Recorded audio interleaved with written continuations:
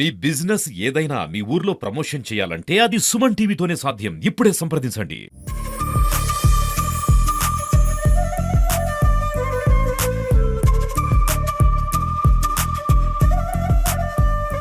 కడప జిల్లా వ్యాప్తంగా వైకుంఠ ఏకాదశి పర్వదినమున లక్ష్మీ వెంకటేశ్వర స్వామి ఆలయాలన్నీ భక్తులతో కిటకిటలాడుతున్నాయి. అసలు ఈరోజు స్వామివారిని దర్శించుకుంటే ఎటువంటి భక్తులకు మేలు జరుగుతుందో మనతో మాట్లాడడానికి విజయస్వామి ఉన్నారు. ఆయన అడిగి మరిన్ని విషయాలు తెలుసుకుందాం. స్వామి, ఈరోజు వైకుంఠ ఏకాదశి పర్వదినమున భక్తులు స్వామివారిని దర్శించుకుంటే వాళ్ళకు ఎటువంటి శుభాలు జరుగుతాయి? వైకుంఠ ఏకాదశి అనేది మన యొక్క వేదంలో, శాస్త్రంలో అతి ముఖ్యమైనటువంటి పండగగా, పర్వదినంగా మనం నిర్ణయించుకున్నాం. ఈ వైకుంఠ ఏకాదశి రోజు ఎవరైతే ఉత్తర ద్వాదశంలో ముక్కోటి దేవతలు తెల్లవారుజామున నారాయణ నారాయణ అని నారాయణ స్మరణ చేసుకుంటూ ఆ ముక్కోటి ఉత్తర ద్వాదశం వాటి దగ్గర అందరూ కూడా ఎదురు చూస్తుంటారు.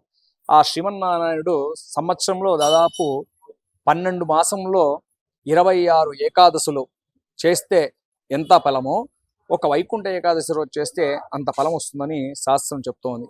అందుకే వైకుంఠ ఏకాదశికి మన యొక్క పురాణంలో, వేదంలో, శాస్త్రంలో ఒక పెద్ద దీనికి ఒక పీట వేశారు.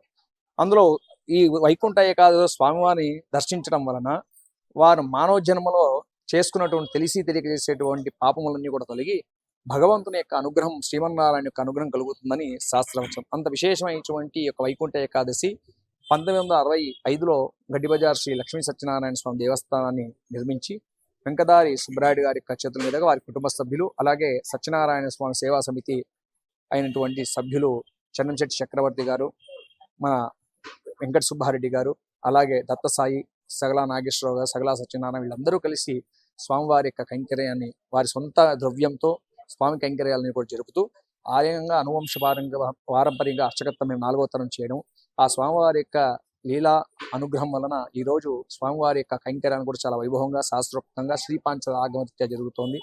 ఈ యొక్క దేవాలయం భక్తులు ప్రగాఢ విశ్వాసం ఏమంటే స్వామివారిని ఇక్కడ దర్శించడం వలన, పౌర్ణమి రోజు వ్రతంలో పాల్గొనడం వలన ఇక్కడ అనేకమైనటువంటి ఫలాలు కూడా భక్తులందరూ కూడా కలుగుతున్నాయి. అంత విశేషమైనటువంటి సత్యనారాయణ స్వామి దేవస్థానం ప్రతి ఒక్కరూ ఎంతో పురాతనమైనటువంటి దేవాలయం భక్తులు వచ్చి స్వామివారికి విన్నవించుకుంటున్నారు, ఆ మొక్కులు తీర్చుకుంటున్నారు. స్వామివారి అనుగ్రహంతో వారి యొక్క కోరికలని కూడా వారికి ఫలిస్తున్నాయని మేము చెప్పవచ్చు. అంటే వైకుంఠ ఏకాదశి పర్వదినమున భక్తులు స్వామివారిని దర్శించుకుంటే అంటే వాళ్లకు అంటే ఈ సంవత్సరం రోజులు స్వామివారిని దర్శించకపోయినా ఈరోజు దర్శించుకోవడం వల్ల వాళ్ళు చిన్న చిన్న చేసిన తప్పులు కూడా ఈరోజు అవన్నీ స్వామి క్షమించి వాళ్ళకు శుభాలు కలిగిస్తాడని చెప్పి స్వామివారు చెప్తున్నారు. నాగమోహన్ రెడ్డి, సుమన్ టీవీ, కడప.